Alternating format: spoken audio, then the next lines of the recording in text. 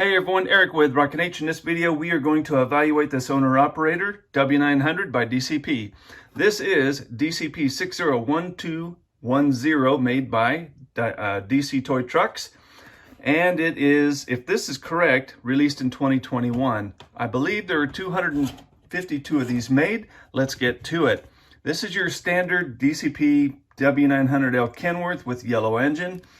Nothing too fancy about this truck, as Kenworth does not allow you to put extra bling on the cab. However it rolls off the showroom floor is how they sell them, or how you're supposed to make them as far as the models go, I guess.